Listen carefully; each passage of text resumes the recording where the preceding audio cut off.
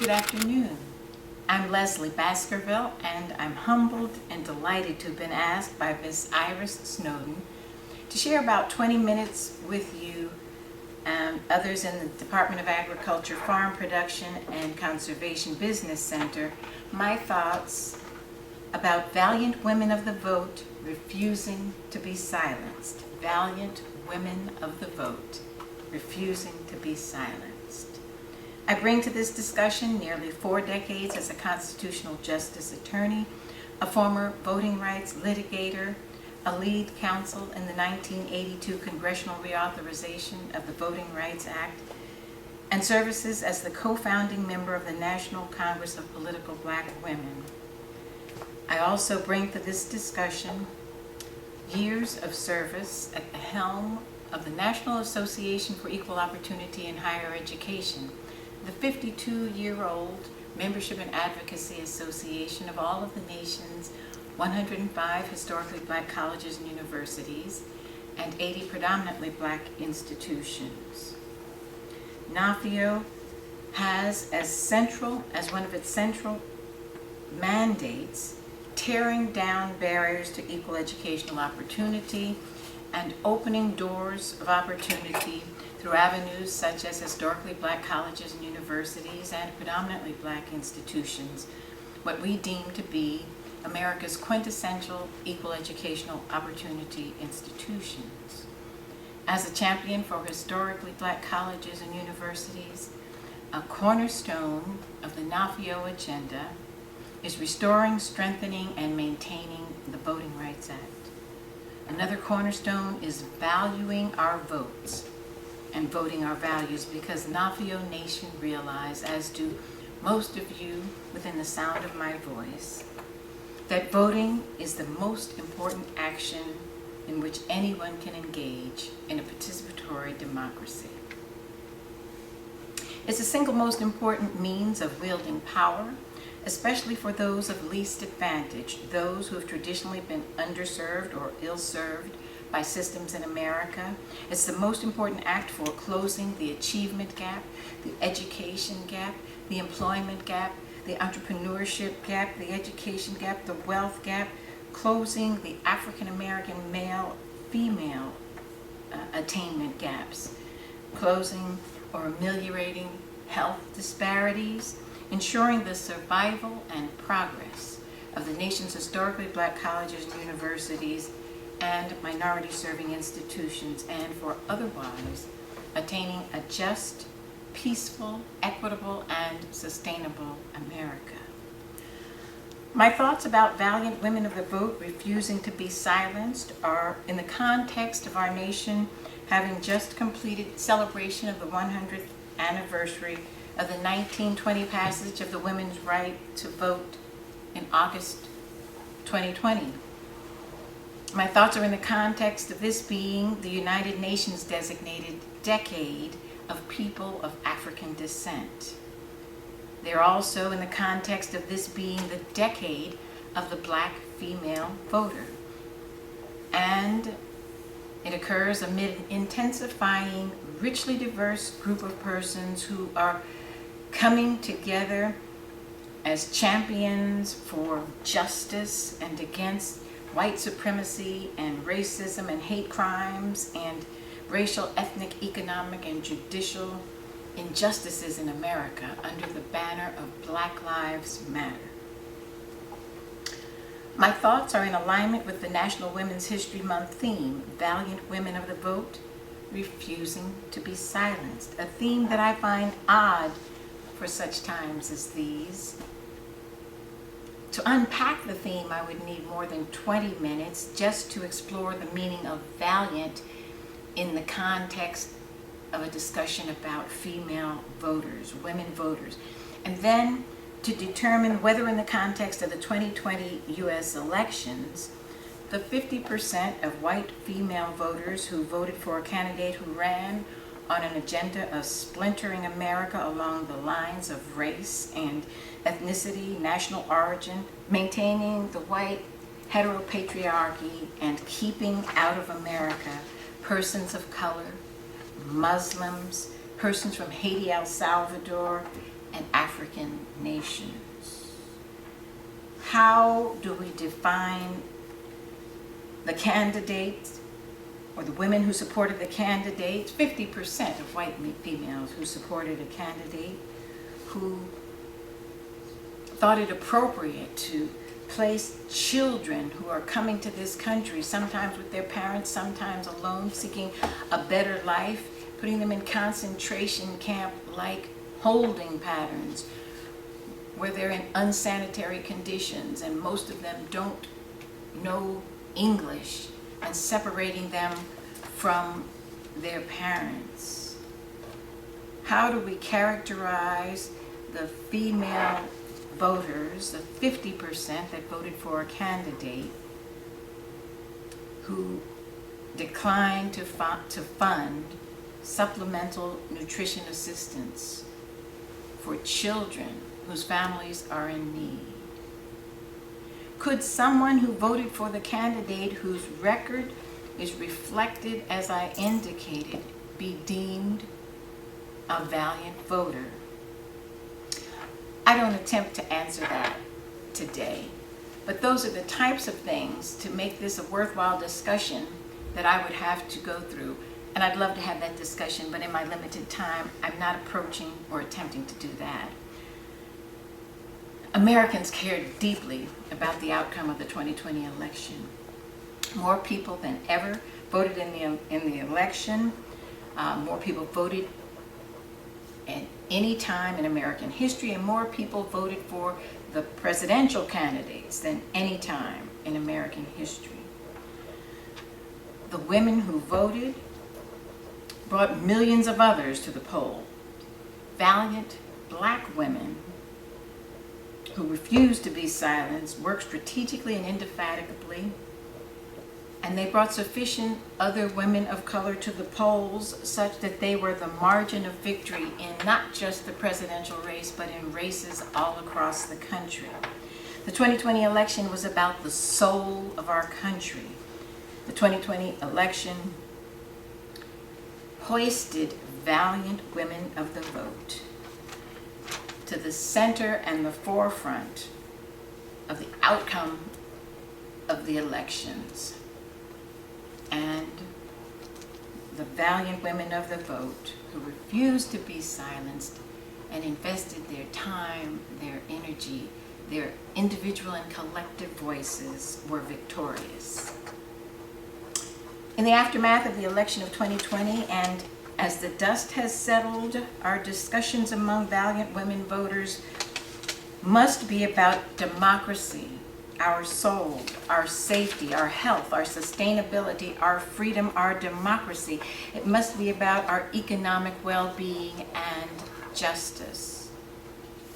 Our realizing our egalitarian ideal and becoming our best selves as a pluralistic nation must also be part of the discussion, as well as how do we attain and maintain a strong, caring, just, peaceful, inclusive, excellent, diverse nation of persons working together to end white supremacy and close the education, entrepreneurship, economic, wealth, health, sustainability, and justice gaps. Now, valiant women of all parties, races, ethnicities, religions, self-definitions, preferences, stripes, socioeconomic strata, and all leanings must come together at this time and prioritize policies and programs to get America back on track. The election in November 2020 occurred amid the 2020 decennial census, increased hate crimes, white supremacy, the worst health pandemic in decades that threatened the stability of not only our nation but the world. It laid before many who had not realized before the depth of racial and ethnic health disparities at home and abroad, the gulf between black, brown, and native health care, and health care providers, and graphically demonstrated the racial, ethnic, and gender employment and wealth gaps. Valiant women of the vote move collectively across all policy divisions. We must meet in conclave to discuss ways of ending the 50-year pattern that has far too many of our white sister voters choosing to vote to stay in the white hierarchy rather than choosing to lend their potent voices to the battle for our families, our communities, for economic justice, for closing the persistent disparities that are anchored in race, ethnic, and gender discrimination.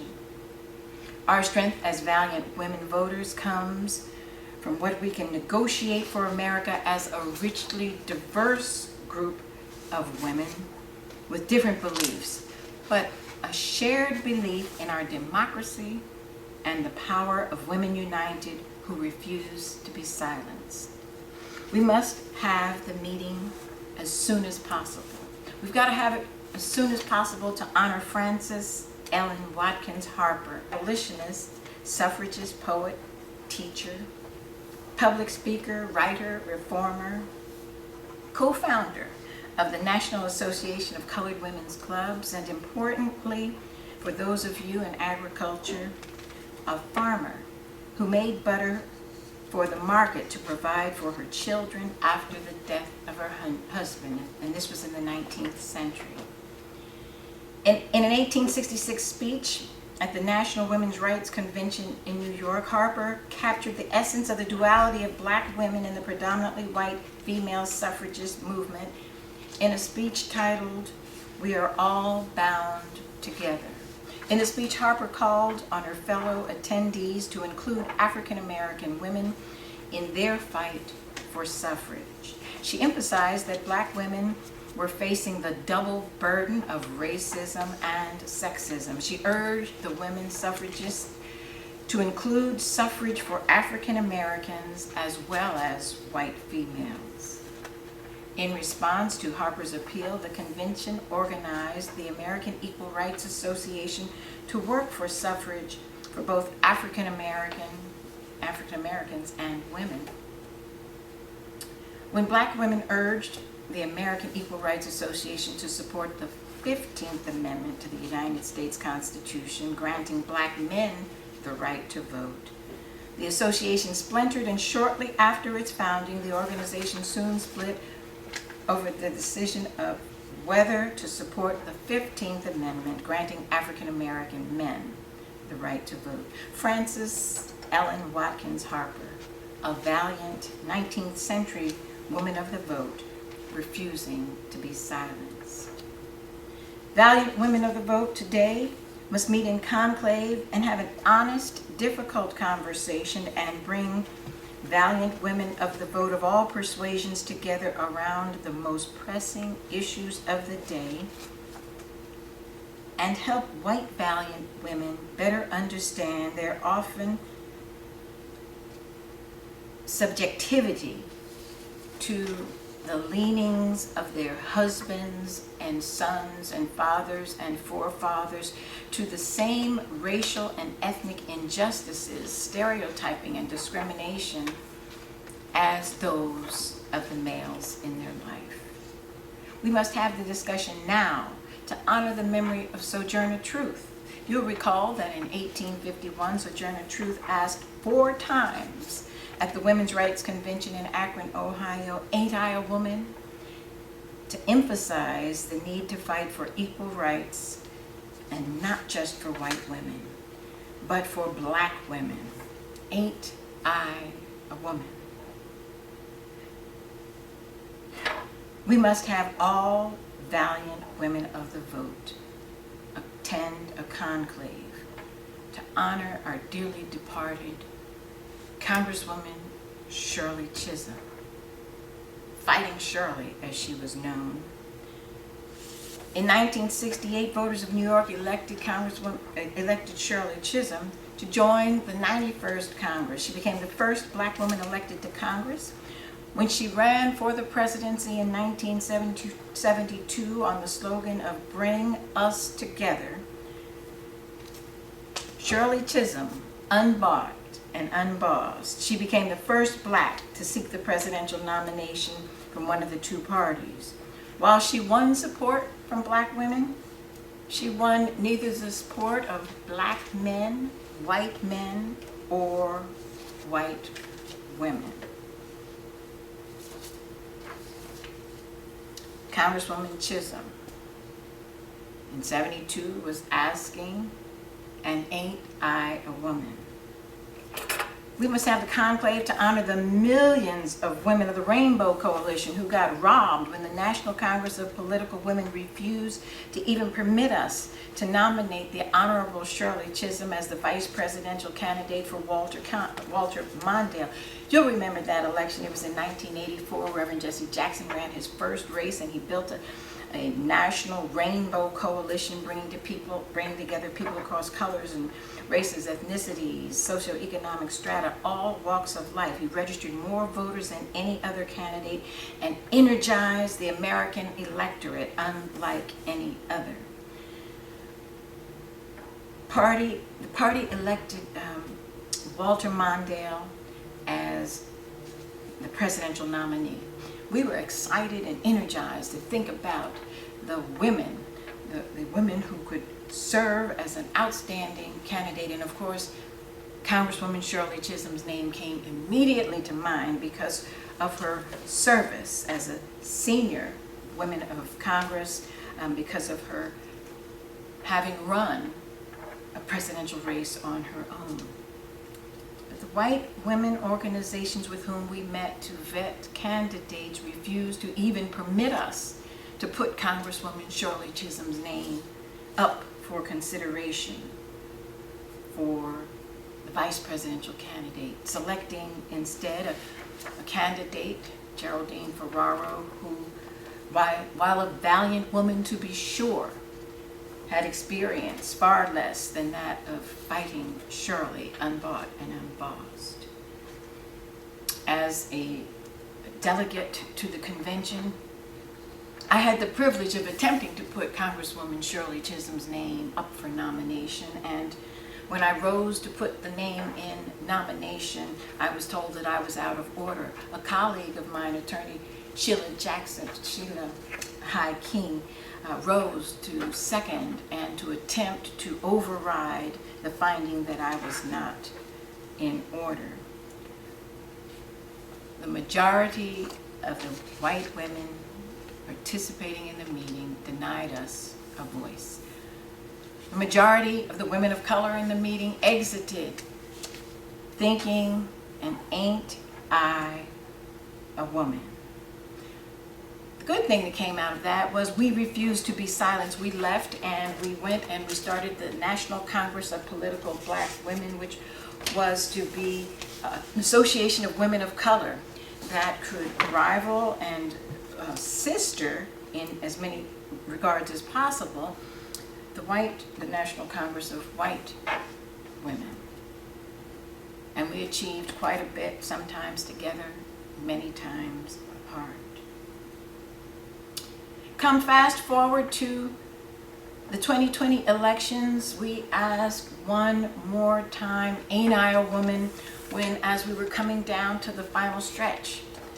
And then the presumptive nominee for the Democratic presidency was thinking about vice presidential candidates, and so many brilliant, valiant women came to the forefront. As we narrowed down to 6 candidates, among whom there were women of color, we were told that perhaps the best qualified woman for the position, and certainly the woman who had run the race and who had established herself as a vote getter and as someone who could mobilize a tremendous diverse constituency, was attempted to be nollied by persons within the inner circle who thought that and articulated that this candidate was overly ambitious. And ain't I a woman? Many of us immediately started writing opinion editorials, and NAFEO did the same. We wrote in some part, "When our colleges and universities select students for admission into institutions, they conduct a holistic review of applicants. They're looking for females who are prepared and who evidence a high degree of ambition, as well as fortitude, determination, courage, optimism, perseverance, passion, an unbridled spirit, a just spirit, a willingness to speak up for right and against wrong, no matter the circumstances and regardless of whether they stand alone. We pushed back against those who were white females attempting to put the kibosh on an exemplary candidate. For too long, black women have outpaced other American cohorts in moving the nation closer to realizing the egalitarian ideal. But they've been sidelined when America has put others in place to run for her communities, her counties, her states, her institutions, and the nation. From 1851, when Sojourner Truth asked 4 times at the Women's Rights Convention in Akron, Ohio, "Ain't I a woman?" to emphasize the need for the equal rights of not just white women, but black women, to the dismissing of Congresswoman Shirley Chisholm from even being considered for the vice president in '72 after she ran a presidential election previously to the 2020 election, when a preeminent candidate for vice president was told that she was too ambitious. In 2021 and beyond, black women cannot be left wondering, ain't I a woman? Prejudice and discrimination against any individual or group because of race, creed, color, national origin, religion, ancestry, age, sex, affectional or sexual orientation, gender identity or expression, disability, marital status, liability for service in the armed forces of the United States, or nationality, is inimical to democracy, the cornerstone of our American tradition, and a menace to peace and public welfare. And so, as we close out the 100th anniversary of the celebration of the women attaining the right to vote, we must come together as women of all stripes, all backgrounds, and one. We must meet in conclave, and we must have difficult conversations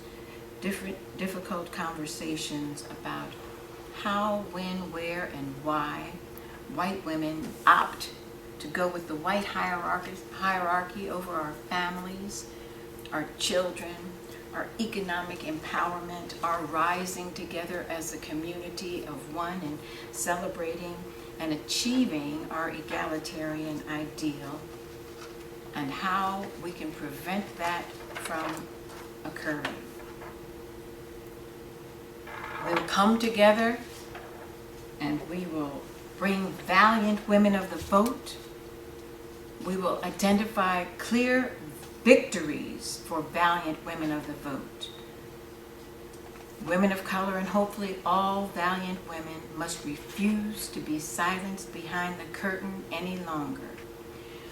In this manner, we will evolve as one on the issues of justice and democracy.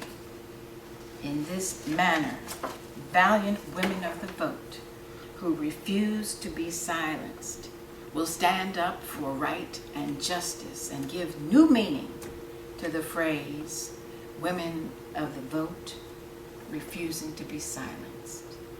I thank you so much for affording me this opportunity. It's been a privilege, and I hope that some of you will join me and the National Congress of Black Women in trying to bring together the conclave about which we talked. It's been a true joy, and I hope that we have another opportunity to engage. Make yours a glorious day. Thank you so very much. And Ms. Snowden, thank you again for the high honor of speaking to your group.